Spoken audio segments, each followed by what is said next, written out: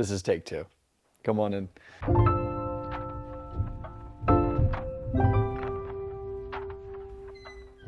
If you guys are new here, this is my creative studio in Brooklyn, New York.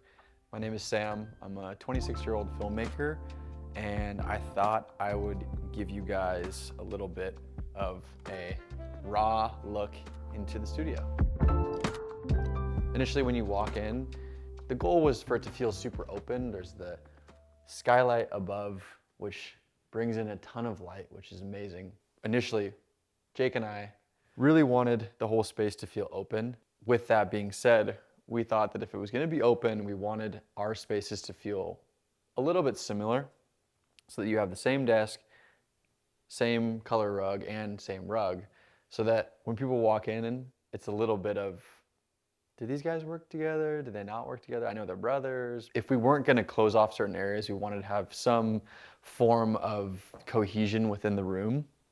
And I think that we just wanted to pick super simple, neutral colors so that when we move over here to the communal area, is what we're calling it for now, you got yourself a little bit of a color pop.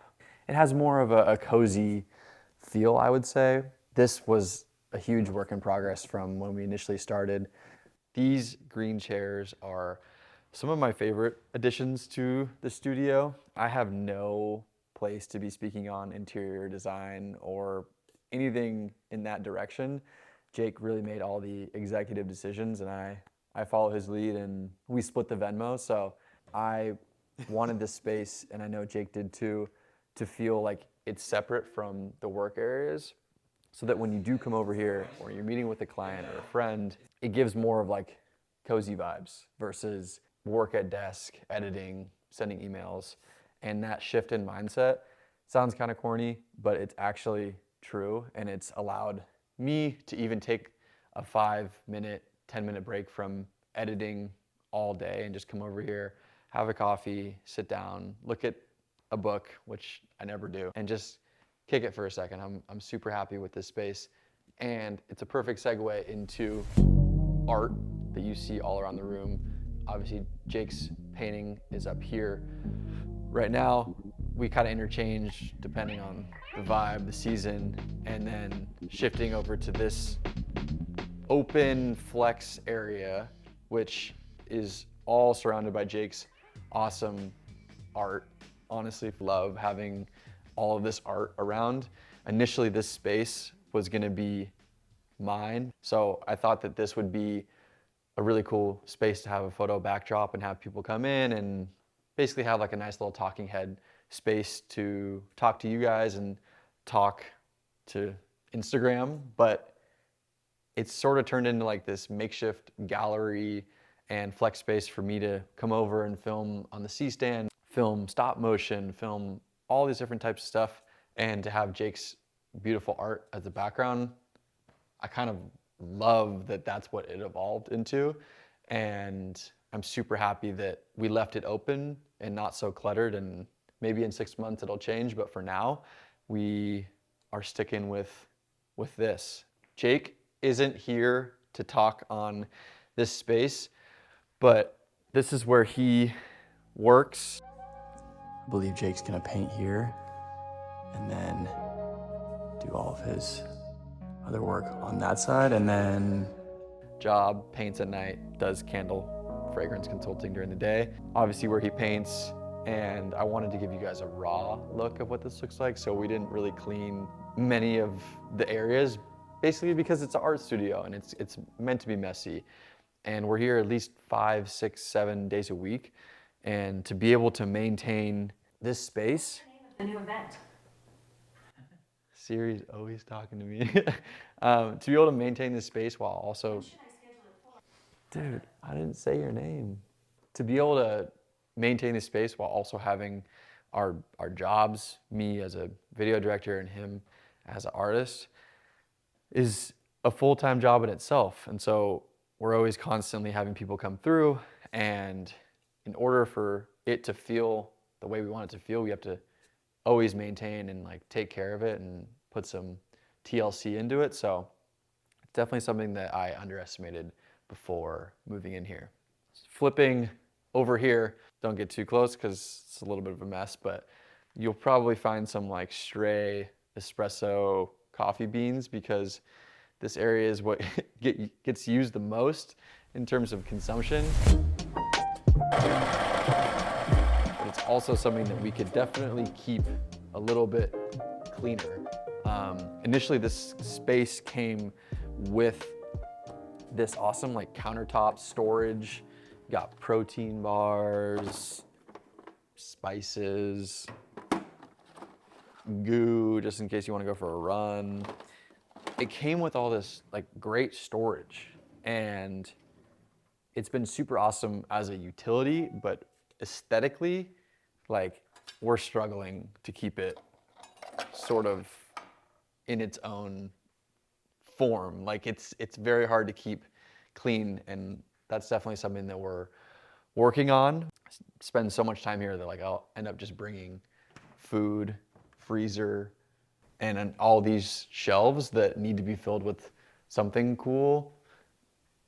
Currently, we just have alcohol that was gifted and a plant that's dying. This section I'm neglecting talking about because there's not much to talk about. It's a huge storage area that's guarded by a ping pong table that we use every once in a while, summer Fridays. And this is where we store all of the Create More merch. And what's behind it is no organization, but just a bunch of boxes of hoodies, t-shirts, stickers. I couldn't tell you how we're planning on organizing it and how we're gonna make it better, but that's one of my goals this summer, is to figure out a better system. Over here, this is actually something I'm kind of proud of, and I want to give a huge shout out to my mom. Dead plants need to be tended to, and all you have to do is cut off the branch. But sometimes that feels hard. I know it's hard, but cutting off dead weight is good it's a good motto in life. Because she is the one who led the charge on this whole organizational structure. When I first moved in, this was a mess, and I would just throw all my camera stuff on these things because I love to visually see, you know, the things that I'm able to use. And I'm a run and gun filmmaker at heart, and a big use of the studio for me was being able to grab a camera, film something in 5 minutes, and then edit it right away. And I like to have things out and ready to use, whether that's SSDs, cords, like everything should be at the ready, because I'll always just find an excuse to not make or create the things that I have in my head. But if I have the resources and everything ready to use, whether that's VHS camera, Polaroid, another VHS, like things that I've invested thousands of dollars into over the course of my life, I should be using them. And in order to use them, they need to be like visible. And I think that that's been a huge, huge motivator for me, especially moving in, just like the output of stuff that has come from the studio. That being said, I have had this gimbal sitting here for 2 years and I've never used it. So to all my gimbal people out there, please comment something that will make me use this, because I really need to. I've gone my whole entire filmmaking career without using a gimbal once. This clothing rack is a mix between like Create More merch, Homies merch, and some of Jake's nicer clothes that he was using for a photo shoot. But I want to get a new clothing rack that is a little bit elevated and nicer, that I can put all the clothes on that I love.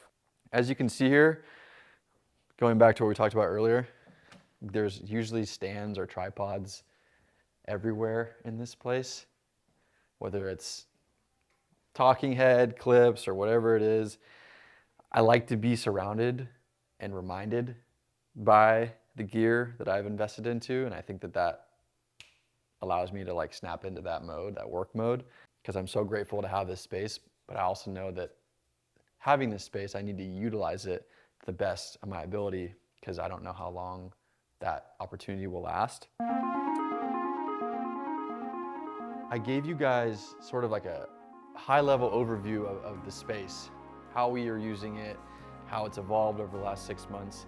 But the reality of things is that I am here, sitting at my desk, 90 to 95% of the time, working on edits, working on decks, working on emails, whatever it is. And something that I love about my area is how big this desk is. Hunter, who's filming this video right now, when he comes to review edits or talk about timelines, he sits here, and this desk is big enough to where like we can both work at it comfortably. I really want to let you guys know that the majority of my time that's spent here is like this. And that's not to say that that can't be a really fun and romantic process to make videos, but I knew that, you know, 90% of my job is just editing and sitting at the computer. I spend so much time making these videos come to life, and it's been really cool to see the progression over the years and working with Hunter and starting to build out the team. I hyperfixate on creating a brand of videos that makes me, me. I replaced different with me because different honestly just made my skin crawl, but nowadays take a lot of pride in the editing process and finding the right music for your videos. And I think now would be a good time to let you guys know this video is sponsored by Musicbed. The landscape that we operate in as internet filmmakers feels hyper competitive nowadays. We're all searching for a lane that feels true to us while simultaneously trying to build community and finding some resonance around our passion.